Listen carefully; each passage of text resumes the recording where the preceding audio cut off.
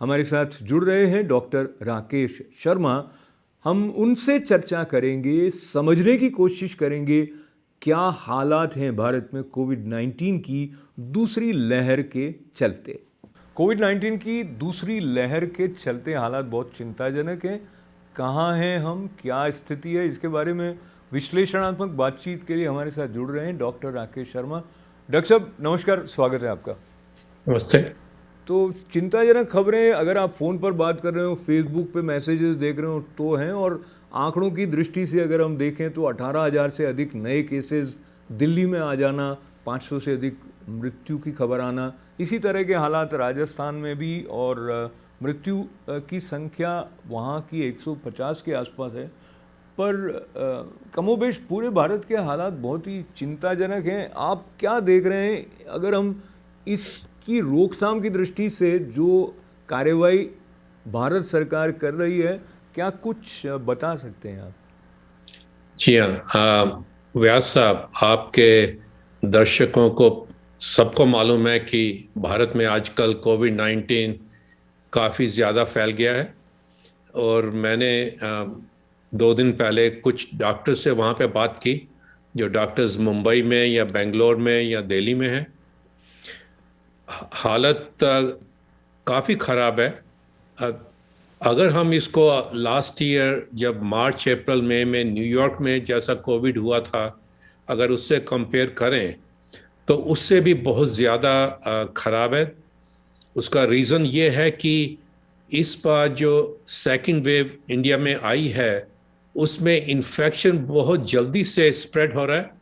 हर family में कोई ना कोई कोविड से इन्फेक्टेड है, और कई फैमिलीज में तो 3-4 लोग जो हैं फैमिली के मेंबर्स वो इन्फेक्टेड हैं।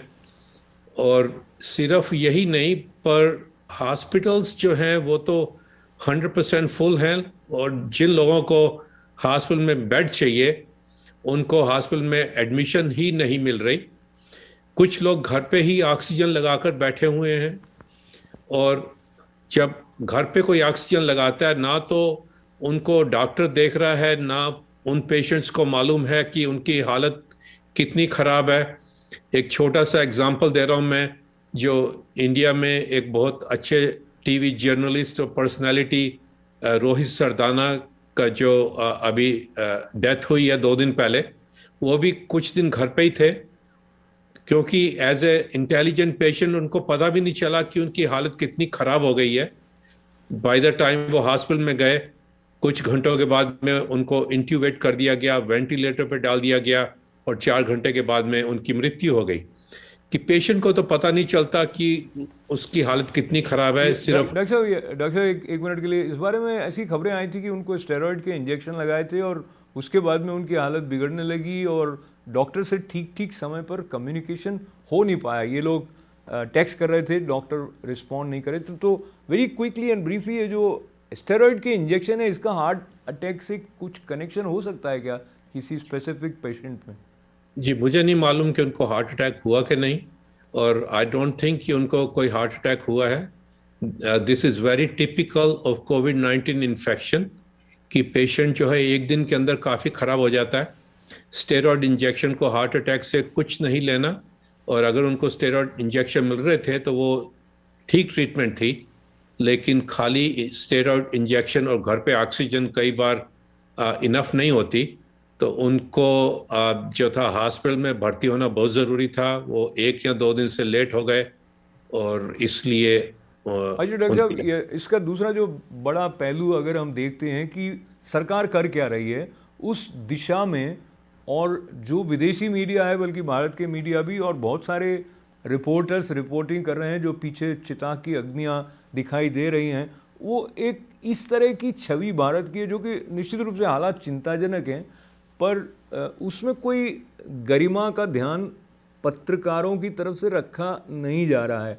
वो एक पहलू है। पर दूसरा पहलू ये है कि सरकार की जो अभी रणनीति है उसके बारे में कुछ अधिक पता चल नहीं रहा है। आप इस बारे में कुछ कह सकते हैं? जी हाँ, मैंने एक्चुअली परसों ही मुंबई के एक बहुत बड़े हॉस्पिटल के आईसीयू डायरेक्टर से बात की, और बेंगलोर के 2 डॉक्टर से बात की।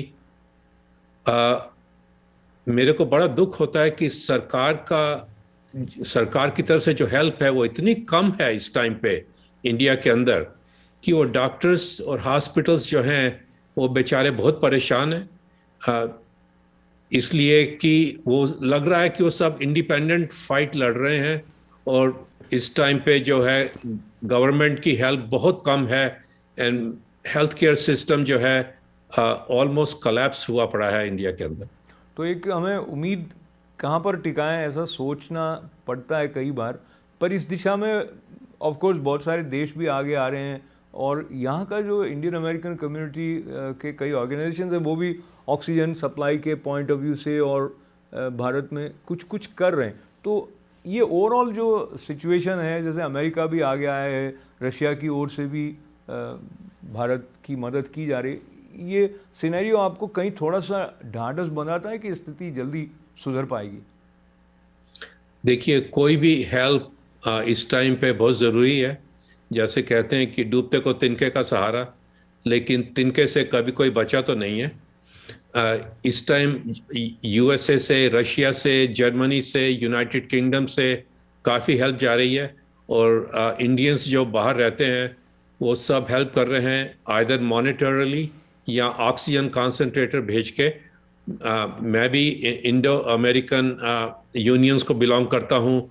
हमारे जो अमेरिकन फिजिशियन एसोसिएशन जो है लॉन्ग आइलैंड की, वो भी सब पैसा इकट्ठा कर रहे हैं और कई प्राइवेट इंडिविजुअल ऑर्गेनाइजेशन जो हैं यूएसए में, इंडियंस जिसके अंदर पार्टिसिपेट करते हैं, वो अपनी तरफ से काफ़ी फंड इकट्ठा करके ऑक्सीजन कॉन्सेंट्रेटर्स भेज रहे हैं। पर उनसे जो है बहुत कम हेल्प होती है। हेल्प जो असल में है वो है हॉस्पिटल बेड्स की अवेलेबिलिटी, क्वालिफाइड डॉक्टर और नर्सेस का उसमें पार्टिसिपेशन और ऑक्सीजन जो है फ्रीली अवेलेबल। इंडिया में इस टाइम ऑक्सीजन की भी बहुत कमी है, वेदर आर्टिफिशियली बना दी गई है या वाकई में कमी है ये मेरे को नहीं मालूम, लेकिन अगर ऑक्सीजन और स्टेरॉयड ना मिले तो इसमें ठीक होना बहुत मुश्किल है एक बार बीमारी हो जाए। और इस टाइम जो उनको करना चाहिए वो है कि complete lockdown of the country, ऊपर से जो है सोशल डिस्टेंसिंग, ये तो नंबर 3 इम्यूनाइजेशन जी और वैक्सीनेशन।